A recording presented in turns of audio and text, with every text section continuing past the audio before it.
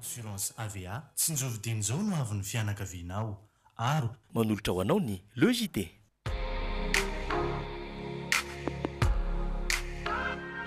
Bijouterie Pantsu manolotra anao ny logité. Anti-tache tsara be no ampiasaiko, manazava ny endriko sady manala tasy. Tsara be manolotra ho anao ny logité. Ioka ny fahombiazany miaraka amin'ny Castel. Castel manolotra ho anao ny logité. Efa azonao tsy fahina amin'ny endriny 10 centilitatra. C'est un vrai délice. Avec Bonobon, logité rempli d'émotions. C'est mou. C'est doux. Mogul, c'est trop beau avec logité. Tiara, ni tsirony voankazo manolotra anao ny logité. La saveur ultime des fruits. Profitez de l'ouverture de notre magasin et gagnez une remise de 10% sur les menuiseries en aluminium. VTI, prêt à vous servir. manolotra ho anao ny logité. Immédiat, l'école des métiers de l'audiovisuel et de la technologie nouvelle à Madagascar. Formation professionnelle, une formation supérieure destinée aux bacheliers. Vous présente Ankafizony logité miaraka amin'ny fromage la vache qui rit. Sady matsiro no mampazoto homana. Ho fafinaretan'ny ankohonanao. Telma, safidiko numéro 1 malagasy manolotra ho anao.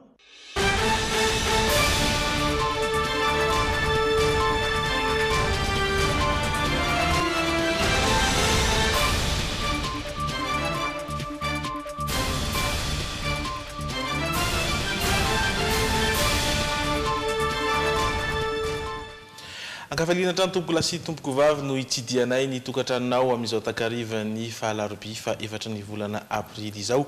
Tonga soa indray atao anatin'ny fotoanan'ny fampahalalam-baovao reto ny lohatenitsika. Nanomboka omaly alina dia nisy ny horonan-tsary iray nivoaka tamin'ny tambazotra tserasera Facebook voalaza fa porofo nahazon'ireo solombavam-bahoaka vola teny anivon'ny anteny metra pirenena antsoina ho amin'ny fivoriana tsy ara-potoana faefatra kosa izy ireo rahampitso alakamisy.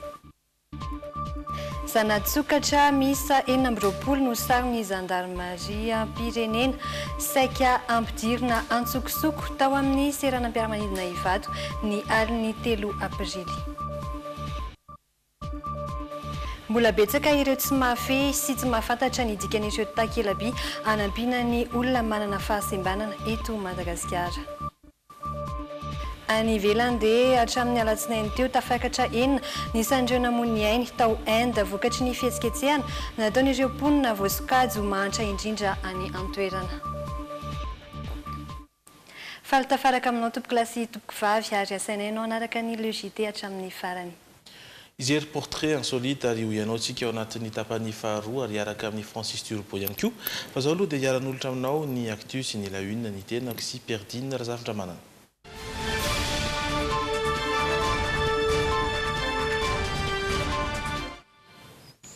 Nanomboka omaly alina ary no nisy ny horonan-tsary izay nivoaka tamin'ny tambazotra serasera Facebook voalaza fa porofo nahazon'ireo solombavam-bahoaka vola teny anivon'ny antenne en pirenena.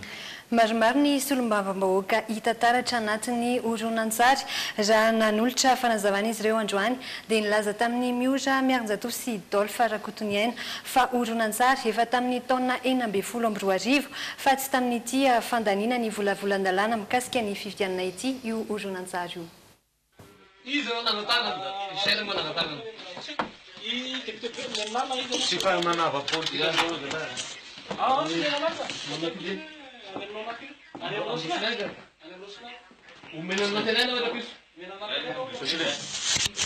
Ity horonan-tsary ity no niparitaka teny amin'ireo mpanara-baovao tany amin'ny tambazotra tserasera Facebook nanomboka alina.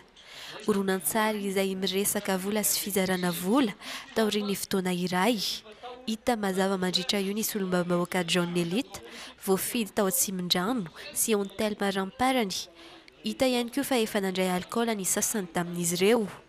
Io sary io no entina ampisehoana ny fisian'ny kolikoly avo lenta nandritra ny fampandaniana ireo volavolan-dalàna mikasika ny fifidianana farany teo. Sary izay laviny ireo solombavam-bahoaka hita tao anatiny, anisan'izany ny député Ontelma izay nivahiny tao amin'ny 11 peu iray androany ary nanolotra fanazavana. Filazana fizaram-bola dia lavitra mikitsirana tsy resaka fizaram-bola iny vidéo iny fa resaka tao amin'ny chambre ana député ta Tsimbazaza avy nivory tamin'ny 2016 dia nisotrosotro toka tao dia zay natonga niny zavatra nisy tamin'iny zay. Nambarany fa sary roa taona lasy ny paritakiny ary nanamafy izany ny solombambahoaka John Elite fa tao amin'ny efitrano iray tao amin'ny anteny merapirenena no nangalana ny horonan-tsary fa tsy teny amin'ny Pont d'Or araka ny voalazan'ny rehetra. Tsy voapirofo anatin'ny horonan-tsary aloha ny olona nanome vola na ny antony nanomezana izany. Araka ny nambaran'ny député Ontel Matrany dia ny député Lucien Rakotomalala voafidy tao Morombe no naka ny sary ary tokony ho afaka mitondra fanazavana mikasika izay ny tenany. John Elita izay nilaza kosa fa Leonie Bianco no anatanteraka ny asany amin'ny fitsiriana marina hoe misy ny vola mandeha na tsy eny Tsimbazaza. Fanontaniana petraky ny rehetra araka izany hoe tena misy marina ve ny fizarana vola isaky ny andany lalana iray eny anivony anteny merapirenena. Mandahy izany ny solombambahoaka Nicolas Randrianasolo voafidy tao Betroka. Zaho tsy miteny aminareo mipanga ny député ireo na mipanga député ty aminay fa azoko tenena dia hoe tsisy vola fa convection manokana zany le izy. Verifevo le vidéo fa io zany zavatra nataony député namana tany ambadika any io dia zany natotona raha nonay zany le izy. Constate io sara le vidéo fa zay zany tsy miteniteny foana zay ny miteny foana hoe raha mahita preuve nareo raha mahita zavatra hitanareo aminay zany hoe misy profiny afaka mitory anareo zany. Ny Prime Ministre mahafaly solon'andrasana Olivier Rateux izay efa nilaza fa ny gouvernemanta tarihany dia madio amin'izay resaka fizarana vola eny Tsimbazaza izay. Mety misy zany na ohatran'izany asakasaka izay manao an'izany. Mbola namafisina ireo solombambahoaka miaraka amin'ny fitondrana ihany koa fa raha nisy ny fizarana vola tamin'ny fandaniana ilay lalàna mifeny fividianana dia tsy tokony ireo solombambahoaka 7.70 ihany no nifidy izany. Izay mikasika an'iny fa mandridina izay lalam-pifidianana izay hatrany dia mazava izany zao fa tsy afaka ilatsaka fidiana ho filoham-pirenena Ravalomanana sy Andry Rajoelina raha toka lany ireo volavolan-dalàna mikasika ny fifidianana. Anahoana ny fandraisan'ny tsirairay izany tokony ho amafisina ny fampihavanam-pirenena ho ireo mpandinika fiainam-pirenena tamin'ny Jerry Edouard sy Douda Rajarinjato.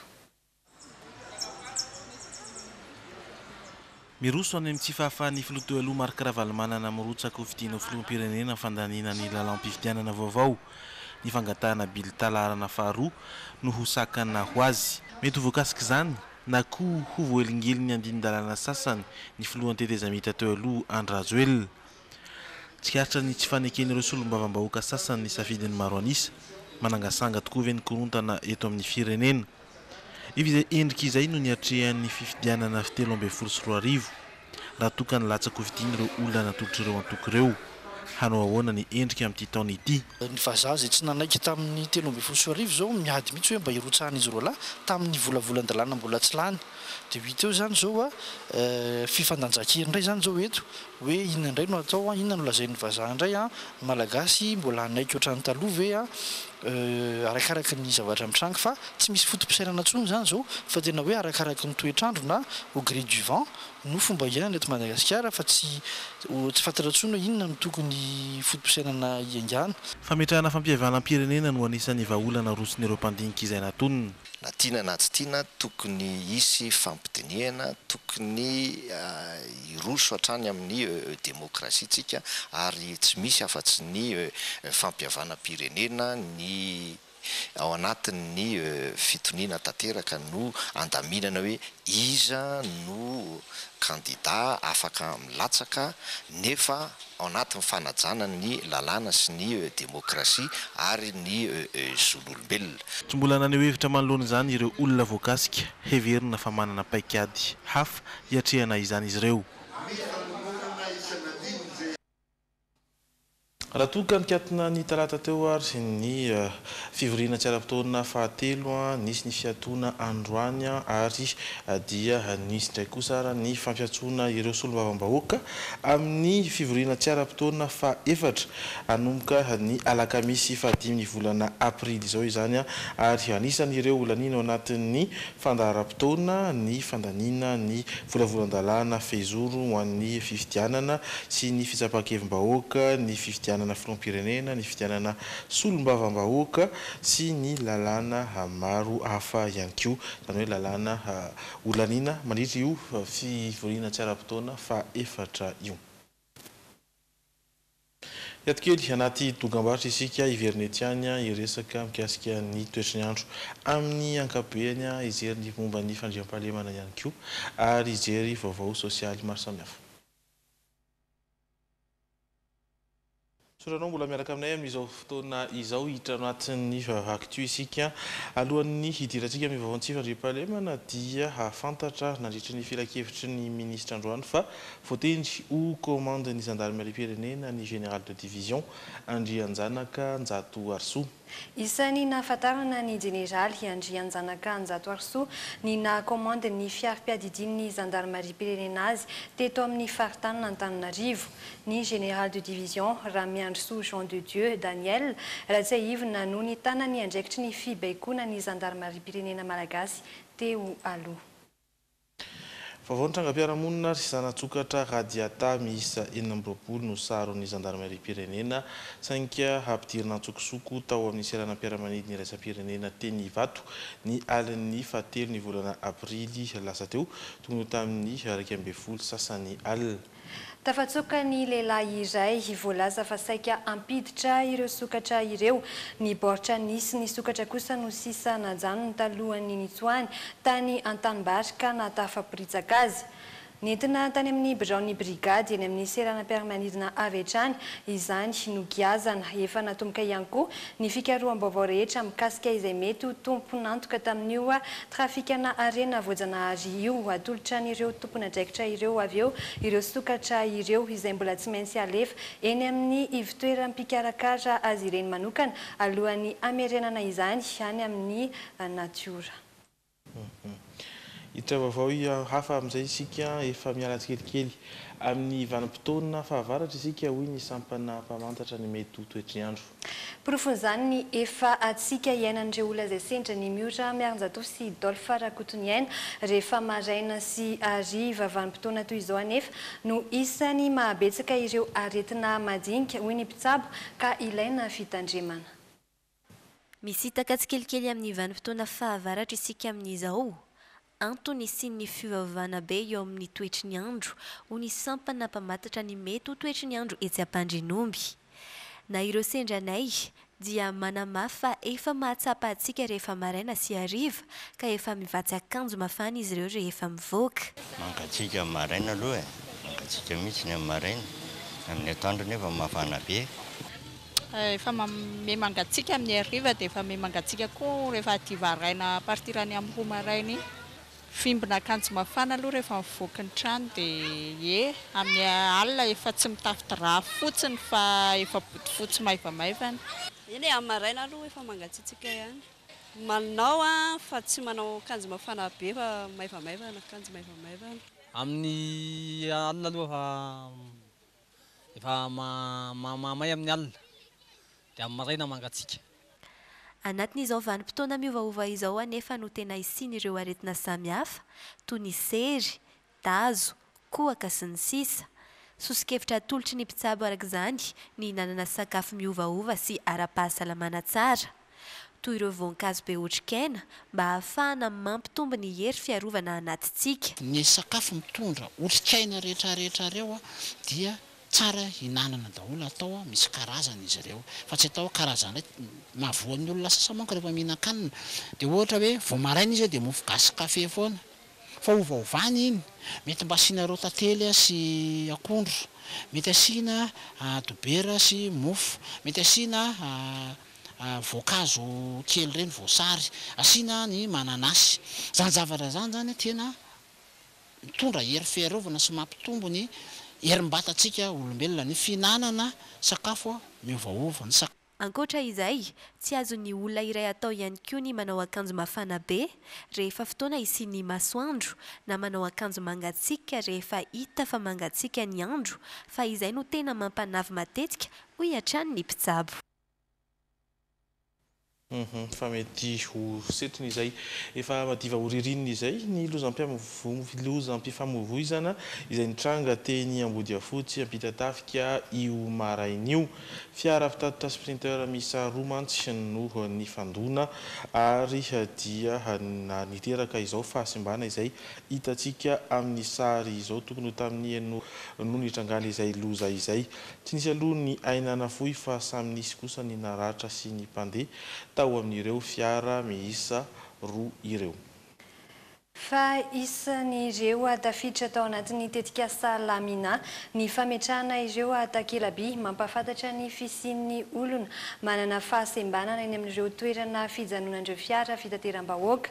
Mbola betsaka ireo tsy mahafesy sy mahafantatra akory ny dikan'ireo takelaby anampiana ny olona manana fahasembanana. Toeram-piantsonana maromaro no ahitana izany eto Antananarivo, saingy volana vitsivitsy taoriany nametrahana ireo dia misy fahasimbany sahady ireo takelaby sasantsasany mitondra ny vaovao mandidina izay ary Rindra Tahiry sy Stéphane Rakotomalala.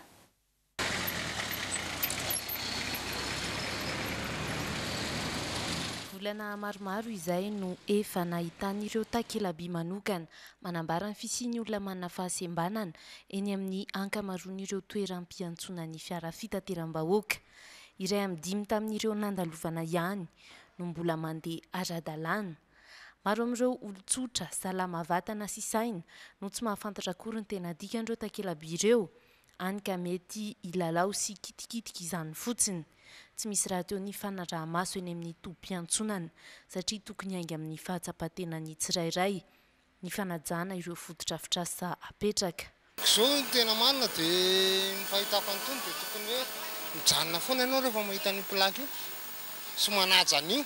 Famantarako an'io zao dia ohatran'ny hoe fanajana ilay olona manana fahasembanana, hoe tokony hiteny foana izy rehefa miare ho an'ny marenina dia ho an'ny jamba ihany koa dia tokony mametaka plaky ohatr'izany. Zay indray tsy haiko fa dia ity mipetraka eto ho an'ny makabisy angamba, ho an'ny makabisy eto angamba sa ho an'izay mandalo amin'ity dia ohatra mba mitandrina fa misy an'ity rehefa mandalo dia tsy haiko neny angamba ny fampiasana azy. Ny volana febroary tao no ny farana ny tetikasa lamina, isan'ny asa taratra ny totosaina tao anatin'izay roa taona nampiarana ny tetikasa izay ny fananganana ireo takelaby ireo amin'ny fijanonan'ny taksi be. Ireo olona salama mahatsikaritra fa misy olona manana fahasembanana miara-miandry fiara fitateram-bahoaka aminy no tokony isintona ireo vy kely mampafantatra ny fisian'izy ireo. Azon'ireo manana fahasembanana atao tsara ihany koa anefa ny manao izany raha toa ao anatin'ny fahafahana izy. Na dia tsy ampy aza ny fampahafantarana dia efa betsaka ireo resy lahatra amin'ny tokony anampiana ireo olona marefo toe-batana sy manana fahasembanana. Misy klemaina, misy jamba, misy mona. Hajaina ireny satria manan-kilema tsy mitovy antsika matanjaka.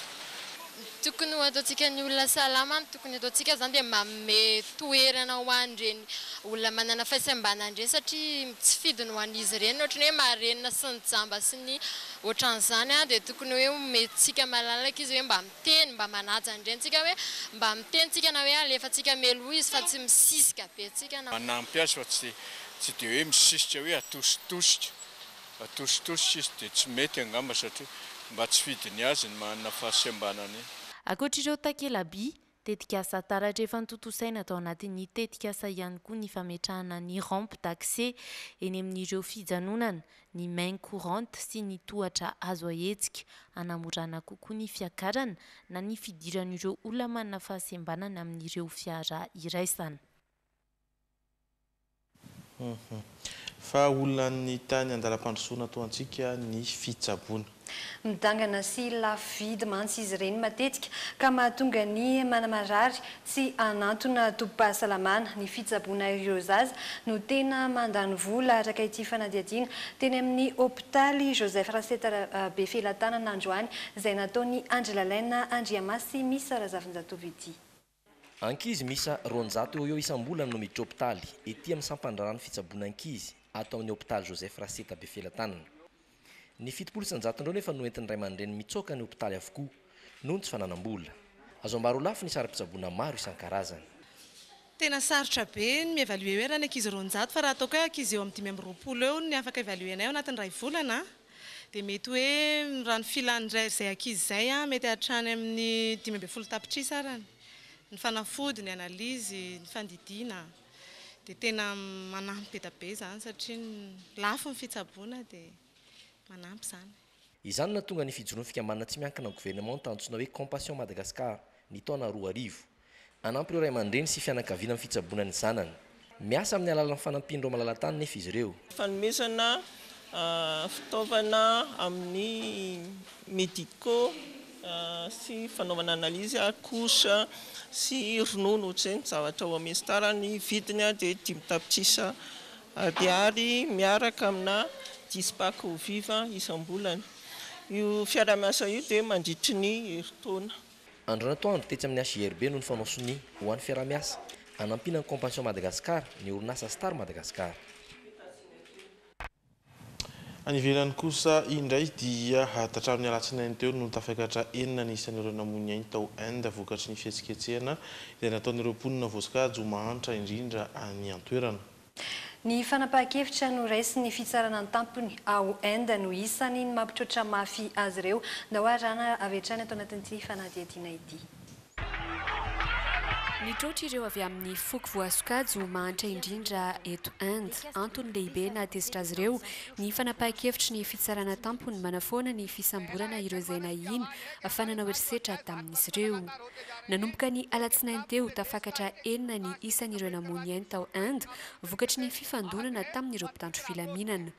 Torabato, fandorana sy fanimbana fototra frasa maro ary fanakanan-dalana manerana ny faritra maro aty avaratry Inde no nasetrin'izy ireo izany nanehoana ny alahelo sy ny atezerana. De calmer le jeu.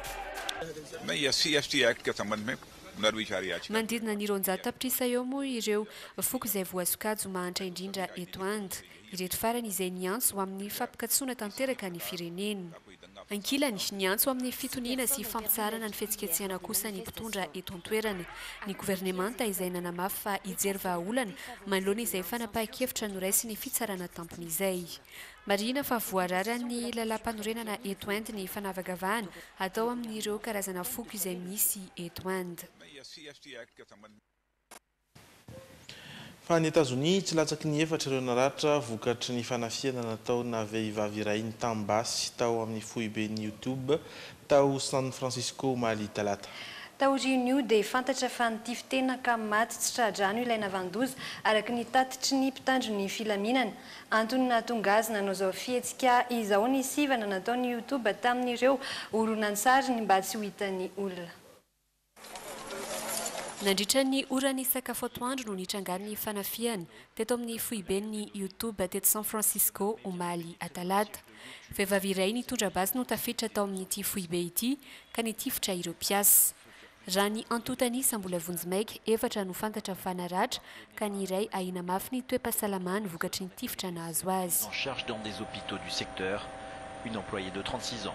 Raha nambaran'ireo manam-pahefana avy ato San Francisco hatrany dia nitifitena ka maty tradrano ilay vehivavy navandoza taloha kely ny nahatongavan'ireo polisy. Fantatra fa i Nassim Najafi Akdam no anaran'ilay vehivavy niditra tao amin'ny foiben'ny toeran'ny YouTube. Antony nanaovany izao fihetsika izao ny sivana nataon'ny YouTube tamin'ireo horonan-tsariny mba tsy ho hitan'ny olona. Anisan'ny mpandefa horonan-tsary ao amin'ity tambazotra ity mantsy izy ary manana tranokala ho azy manokana. Mbola miteraka adi-hevitra lehibe ao Etazonia moa hatramin'izao ny mikasika izay fampiasana fitaovam-piadiana izay indrindra taorian'ny fifampitifirana nitranga tao amin'ny lisean'ny Parkland ny volana febroary teo ka nahafatesana olona ampolony. Ny 4 martsa teo raha tsy ahivina naheriny iray tapitrisa ireo tanora nandray anjara tamin'ilay fihetsiketsehana lehibe tao États-Unis ny amin'ny tokony anaraha-maso akaiky ny fampiasana basy ao an-toerana. Une employée de 36 ans serait dans un état. Amin'ny valora izao hiato kely ao anatin'ny dokam-barotra isika mialoana izay dia reto no miandrantsika ao anatin'ny tapany faharoa. Ho an'ny androany dia tantarana raim-pianakaviana iray mpitahiry karazan-javatra maro no entina aminao ao anatin'ny portrait. Mikasika ny Pentecôte kosa ny hoianao antsika androany. Ary rindrina iray fametrahana siligoma ao États-Unis ao no entina aminao ao anatin'ny hafakely. Ireny indray izany no miandranao anatin'ny tapany faharoa iarahanao amin'ny Jerry Edouard sy Francis Turbo. Ny tena kosa dia mametraka ny veloma mandrapitafa ho amin'ny manaraka indray. Veloma tompoko.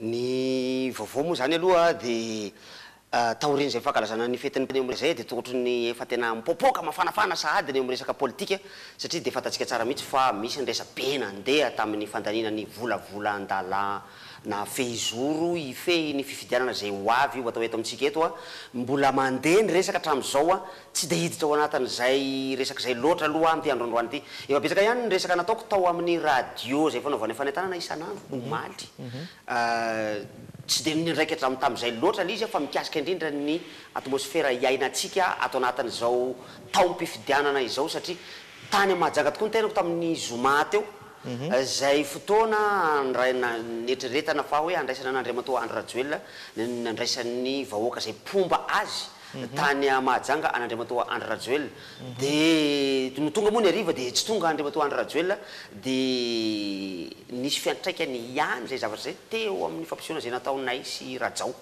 tany mahajanga satria somary vitsivitsy ny olona tonga tao anatin'ilay fampisehoana vitsivitsy fa na izany na tsy zany aza hoe tsy hoe vitsy be kosa aloha ary mahery ny atsasany latsaka kely ny feno zany le izy tao maison de la culture io fampisehoana io dia tafiditra tao anatin'ny fampisehoana mialohan'ny paka tafiditra tao anatin'ny fampisehoana vakansy ary dia tafiditra tao anatin'ilay fampisehoana nitondra ny lohateny hoe ohatra mety satria nisy herinandro mialohan'izy io efa natao tety hitosy kanefa kosa tamin'izay fotoana zay olona niaraka tamin'ny pitsana indray tamin'izay fa ty tamin'ity indray mitoraka ty kosa dia niaraka tamin'ny Rajao dia ny sabotsy taorianan'izay savorovory rehetrarehetra izay moa zany milamina amin'ny kapobeny tanàna ny Mahajanga somary vitsivitsy olona tsy toy ny mahazatra ny tany Mahajanga fa nilamina ny sabotsy zay niakatra taty dia ny alahady indray dia nanao fampisehoana tany amina toerana anankiray zay tsy ampoizina mihitsy asa na taniko anao nafantatrao ny atao hoe Ankazotoho Ankazotoho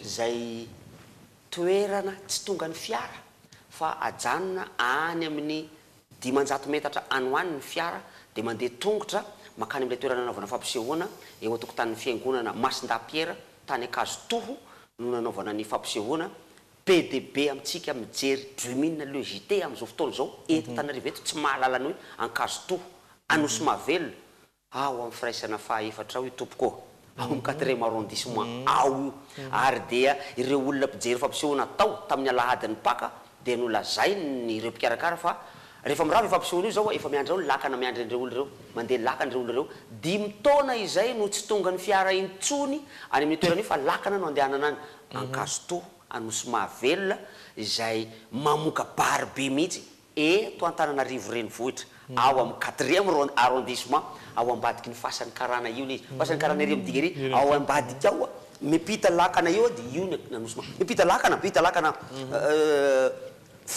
metatra dia tonga eo amin'ny fokotany antsoina hoe Ankazotoho Anosy Mavelona zay amporoseko antsika fa avy any Anosy Zato any ny lalana mitsofoka eo dia mijanona ny Anosy Zato ny tomobile tanàna be zay tsy izy ao ambadika ao zay tokony tsy diantsika eto Antananarivo eto ary tokony ho fantarina zay mpitondra ny ty Antananarivo ity na ny ao anivon'ny commune izany indrindraindrindra ny ao anivon'ny antenne maire-pirenena anivon'ireo député fa dia tena anisan'ny tanàna be olona be kanefa dia ohatrany hoe tsy eto Antananarivo ny alatsinain'ny paka indray kosa dia tany Manazary tany Miarinarivo Indrisy tsy dia afaka mampiseho sary firy loatra angamba raha mpiseho sary dia ny lalana mandeha makany no asehoko amin'ny fotoana manaraka angamba ny tondrana zay satria ny lalana 2 kilometra mampitoy any Manazary amin'ny Mianarivo Manazary dia eo ihany adiny ray eo nanaovana azy amin'ny fiara madinidinika tsy dia azo lazaina ho ratsy tanteraka nefa tsy azo lazaina ho tsara mihitsy fa dia nefa dia tanàna zay tafatsofoka ao any toeratoerana any amin'ny hoe itasy le izy satria mifampitazana amin'ny ampefy ery alohaloha ery zany rehetrarehetra zany ny fihetsiketsena novonjeko nandritra ny farany herinandro teo nentinay nankalaza ny fetin'ny paka izay nofaranana tamin'ny andro omaly iny nisy savorovoro ny resaka fifidianana ny lalaam-pifidianana teny amin'ny teny miram-pirenena kanefa dia ny faran'izay rehetrarehetra izay nandresy tamin'ny isa telo no tsy misy any Juventus de Turin i Real de Madrid baolina izay ny telo no tsy misy aloha zany ohatrany hoe efa netreretina ihany aloha ho anazy zay tsy de paka Real de Madrid tsy mankahala tsy mankahala Real de Madrid fa ho anay zany aloha dia Barça foana aloha na hoanina tsy hoany fa dia tena hitako hoe milay ny baolina matin'ny Ronaldo zay bisikileta mitsivadika tena rehefa nyrefesitra reo izy 2 metatra sy 320 ny ahavon'ilay any koa nyrefesitra la fomba hoana 2 metatra sy 320 no ahavon'le baolina ndakany Ronaldo iny 3-0 tany amin'ny Juventus de Turin no tany nanaovana ny baolina ary ny anankiray kosa dia Bayern Dominique sy Sevilla zay resy ny Bayern tany an-tany ny Sevilla tamin'isa 2-0 ho arahantsika androany kosa rehefa avy eo ny baolina izay iona ny AS Roma sy Barcelone ka any Barcelone no atao ny baolina ary ny anankiray kosa dia Liverpool sy Manchester City zay samy anglisy ireo ka tsy dia koa loatra na any Liverpool no atao na any Manchester City satria samy anglisy ireo fa dia samy mazoto daholy manaraka ny vaovao fa mbola isy raha goavana izy ity fa efa hoantsona indray zany zao ny 4e session extraordinaire raha izy ity samy mazoto daholy raha soatsika amin'ity volana aprily ity ano iny fotoantsika hijerindray ny portrait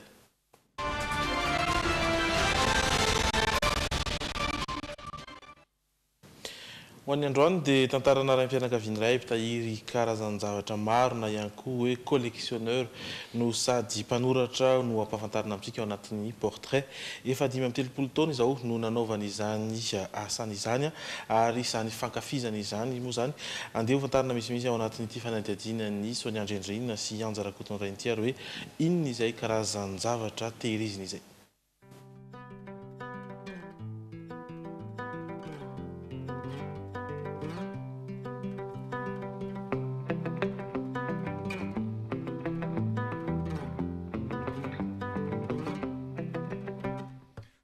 Anarako Rakotomalala Rivinena Rija fito amby 70 taona manambady dia manana ny zanaka anankitelo Menada, Rola dia iray vavy dia mpanangon-javatra zany sy mpanoratra. Toraona matinanako masoandro arany andro tsara ianao Vero efa nanomboka tamin'ny taona 1970 sy 1990 i Rakotomalala Rivinena Rija fantatra amin'ny hoe Rija no nanangona sy nitahiry karazan-javatra maro na ihany koa antsointsika amin'ny teny vahiny hoe collectionneur. Maro tokoa ary santionany amin'izany ireto tazantsika ireto ny fiara kely BMW, akanjo ary kaskety BMW, ny aji, ny télécarte, ny baiboly izay misy karazany maro sy amin'ny fiteny samihafa, ny vola vahiny sy malagasy, ny gazety izay narafiny toy ny boky tahaka izao. Nisy antony manokana moa izay fankafizany marika BMW izay raha ny fitantarany. Izy fotoana nitahin'Andriamanitra dia nianatra tany Allemagne dia efa tamin'izaho taty Madagasikara hoe zara mba tonga any Allemagne dia BMW mba avidiako dia tonga tany dia sorako an'Andriamanitra fa n'Andriamanitra mivoninahitra fa nitondra BMW anankiroa avy any Allemagne fa tsy arovana zany dia nanangonangona an'ireny fiara kely BMW t-shirt zao za matetika manao akanjo t-shirt BMW dia kaskety BMW fitiavana fahatsiarovana manokana zany izy hoe fiara voalohany nananana le izy dia manangona maromaro porte-clés koa misy BMW. Ho azy dia fanomezam-pahasoavana manokana avy amin'Andriamanitra no nahafahananao izao. Ankoatra ny mampanangon-javatra azy mantsy dia mana-talenta amin'ny fanoratana ihany koa i Rija. tsy fantany fandriamanitra zany no namian'io hevitra io zany hoe manangona zavatra ianao manoratra ianao ao amin'ny razanay nefa tsy misy mpanoratra mihitsy dia mpanangona zavatra koa tsy de mbola nisy fa tsindrin'andriamanitra fotsiny hoe ireo zavatra ireo dia alalana ampalaza azy zany any aoriana any tantara zany izy fa tsy sanatria hoe frère ihany dia zay moa le andriamanitra inoantsika io tsy fantatra nareo raha kristianina fa io andriamanitra io zany mahagaga rehefa mino azy ianao rehefa manana finoana azy dia lasa mahagaga ny fiainanao.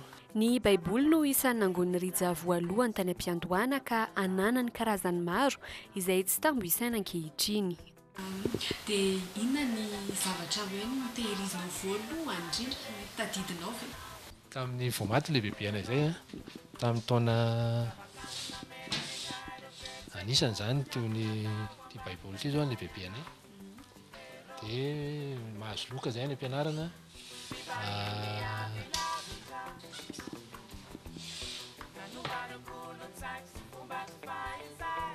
matetika zay mahazo loka ohatran'ny tony ny ampianarana titany alemaina zao fa mahazo loka zany zay dia manangona dia baiboly ray foana matetika satria za mpianatra tao amin'ny andro zay école chrétienne dia mahazo baiboly dia manangona baiboly dia anisan'ny nangonina voalohany zany reny baiboly zany dia nomboka nanangona baiboly dia tonga tany ivelany tany dia ry ankamaroa zany zao misy baiboly voasoratra amin'ny teny pirenena isan-karazany dia tamin'izaho tany isaka mandray bourse dia mividy baiboly. Na ireo ray aman-dreny ny fohin'izy mbola kely na ny vady aman-janany amin'izao fotoana dia samy manohana azy avokoa amin'izay fitiavany mitahiry sy manangona karazan-zavatra izay. Maro amin'ireto zavatra hita ato amin'ireto no saika fanomezana avy amin'ny zanany sy ny vadiny avokoa.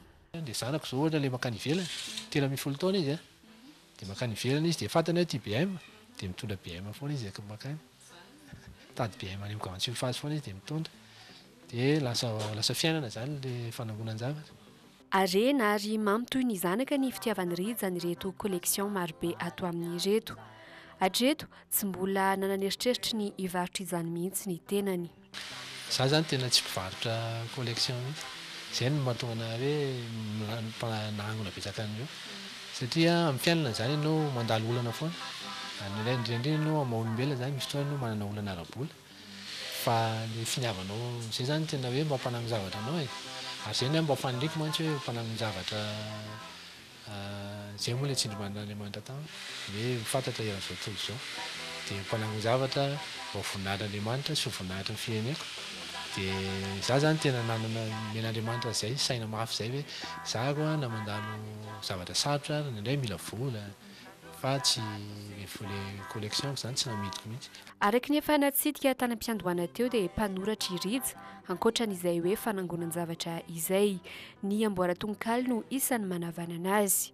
Efa maromaro raha teo ny boky natontany anisan'izany ny boky izay mitondra ny lohateny hoe Hery miafina.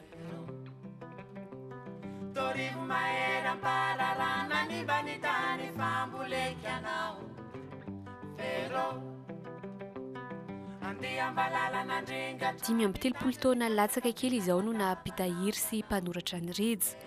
Isan'ny mba faniriany ary nofinofony rahatra izay ny anangana tranom-bakoka iray ahafahany mampiranty tsy tapaka ireto karazan-zavatra misy ato amin'ireto. Mbola ampahany ihany mantsy ireo fa saika ampirina avokoa ny ankabeazan'ireo collection ato aminy noho ny fahateren'ny toerana. Zay zany faniriko hoe ny zanako manohy an'ireo zavatra nataoko ireo izy moa tian'ireo dia efa izy ary araka ny tenako anareo hoe natao bily izy mividy zavatra ohatr'izany dia mifaniriko zany hanohy an'ireo izy akoatran'izay fiainany koa izy koa mety mba manana ny fiainany hafa koa amin'ny fiainany. Fa ankoatra ireo voalaza teo ireo dia olona tia biby sy zavamaniry ihany koa irija saika ahitana karazam-biby maro eto an-tokotaniny toy ny ondry, ny akoho amam-borona, ny gidro, ny saka ary ny alika.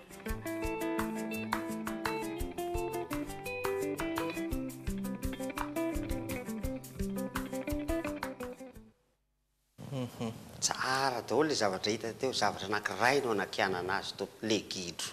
Le gidro iny tokony tsy ho tena marina izay sotry eny ary tonga dia hivadika zana fandarana fizika izy heriny io ianao.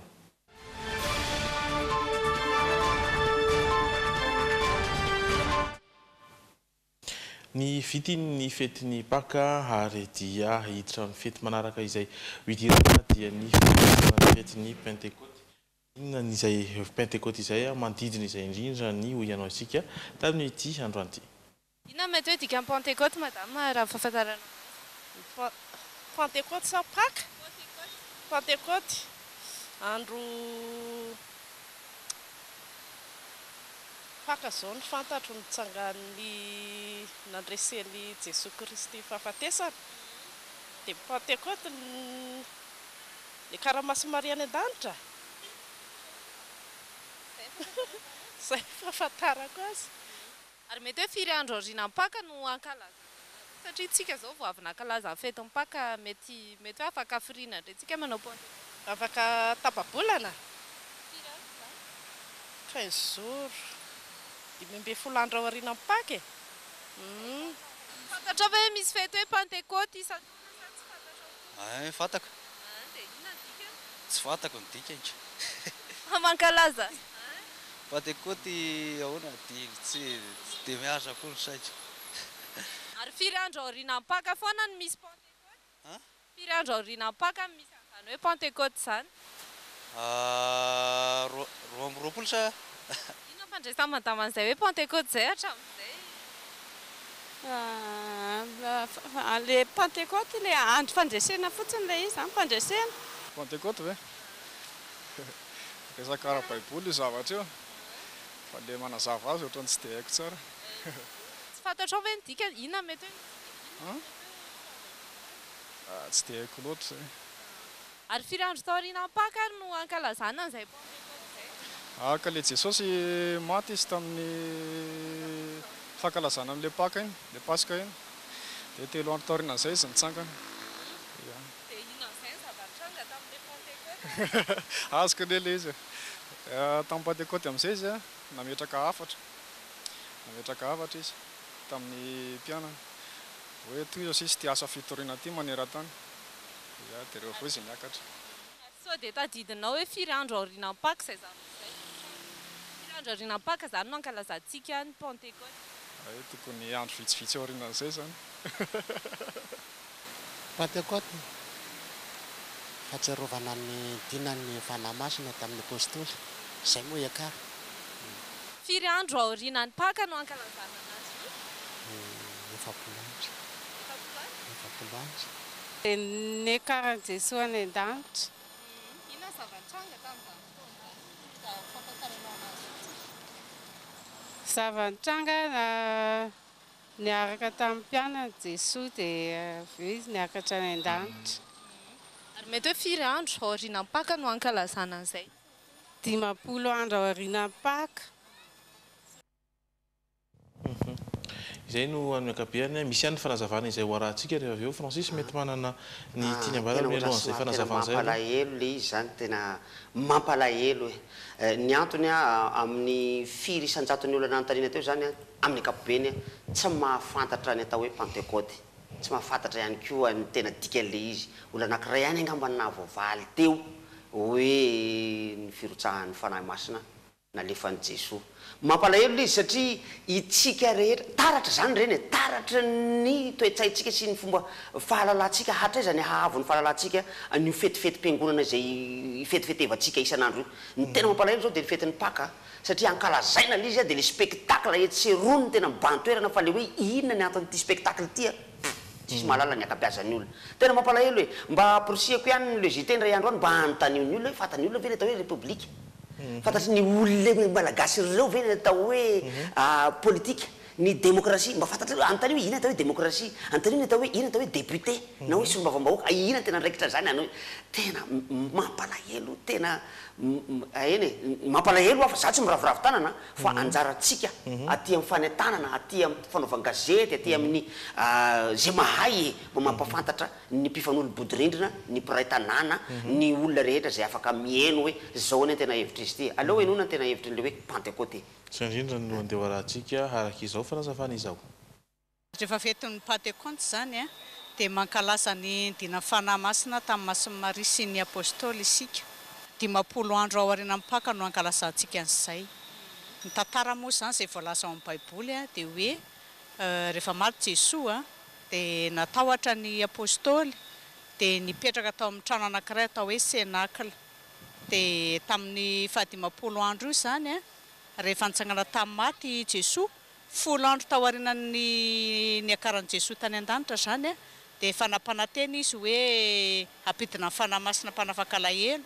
Dia efa 10 andro io zany zany hoe 10 andro tao aorinan'ny itsanganana zany dia nandefa ny fanahy masina izy. Ho an'ny kristianina zany zay dia hoe nahazo ny hery mpanafaka alahelo, hery mpanala mitahotra.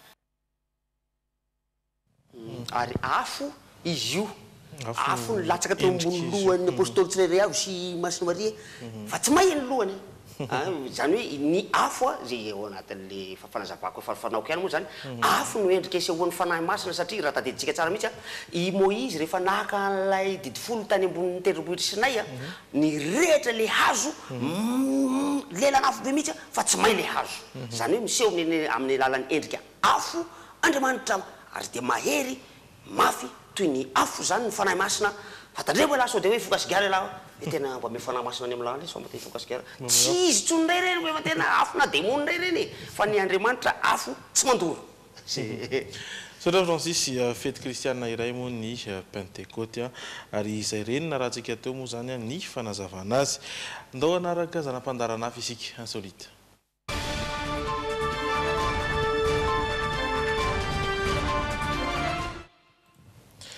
Entina any Seattle à Washington ianao anantin'ity afakely ity misy toerana na rindrina fametrahan'ny olona siligoma avy notsakoana antsoina hoe Gumwall any amin'io toeran'io tsy adin'ireo mpizahatany mitsidika io toeran'io rehefa tonga ao États-Unis.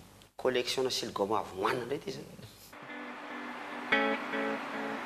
Antapitrisan'ireo siligoma avy notsakoana mipetraka eto amin'ity rindrina ity. Rindrina manoloana ny trano fijerena sarimihetsika iray ao Washington izy ity. Tamin'ny taona 1970 no niatombohan'ny tantara, lahatra be tamin'izany ny mpijery. Mandra-piandry ny fidirana kosa dia nametraka siligoma tamin'ny rindrina biriky izy ireo. Nanomboka teo dia nitoy samy nametraka avokoa izay nandalo, ka lasa antsoina hoe Gumwall io toeran'io.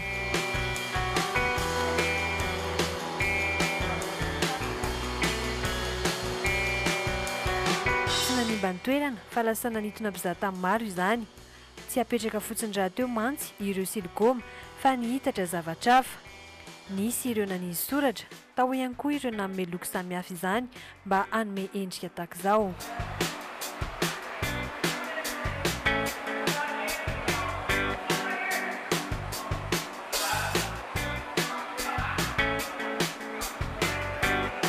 Raha nafinaritra ny mpizahatany dia noheveriny be ny tanàna teto fa loto kosa ireo siligoma ireo. Noho izany dia nisy ny fanadiovana ity rindrina ity tamin'ny taona 2012. Tsy naharitra ela nefa izany fa dia niverina indray ary dia izao feno izao indray.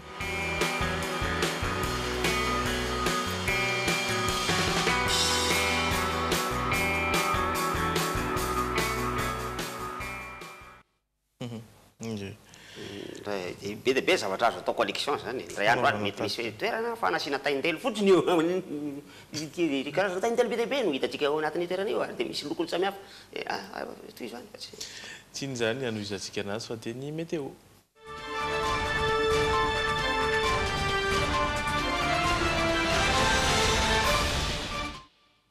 Efa nolazaina tao anatin'ny actu teo fa dia efa mitsidika tsikelikely ny andro ririnina na izany aza nefa dia mbola hisatra ny orana izay vinavinaina amin'ireo faritra tahaka ny Toamasina, Antsirabe ary Fianaratsoa.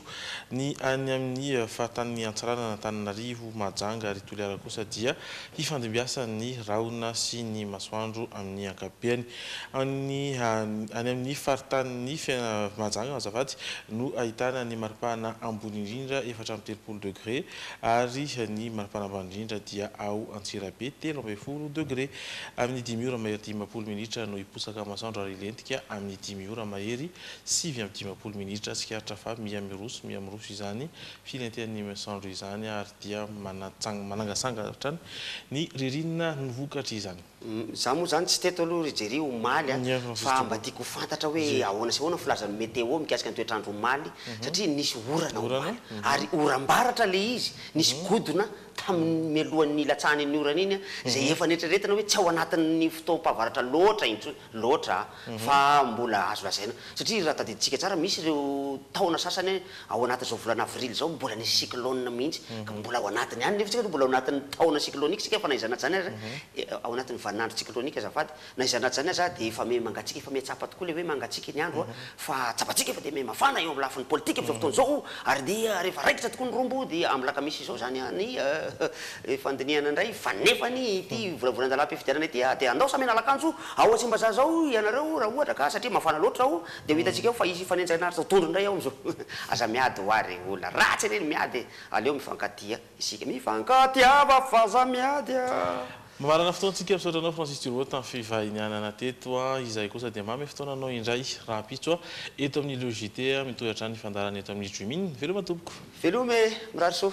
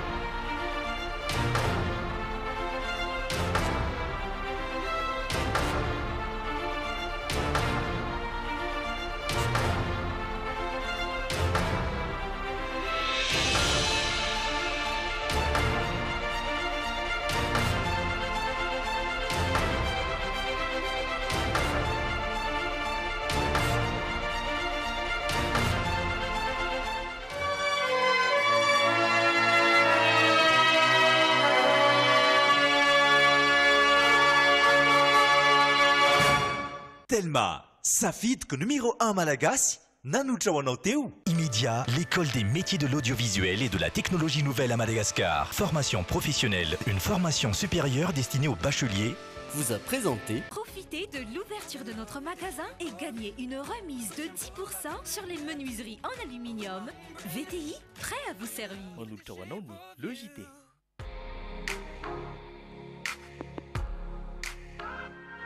Bijouterie Pantsu, manolotra anao ny le JT. Ankafizo ny le JT miaraka amin'ny fromage la vache qui rit. Sady matsiro mampazoto homana. Ho fafinaretan'ny ankohonanao. Yokany fahombiazana miaraka amin'ny Castel. Castel. Castel manolotra ho anao ny le JT. Efa azonao tsy vaina amin'ny endriny 5 centilitatra. Anti-tache tsara be no ampiasaiko, manazava ny endriko sady manala tasy. Sarabe nanolotra anao teo ny le JT. Assurance AVA tsy njovidiny zao no avy ny fianakavianao. Aro manolotra ho anao ny le JT.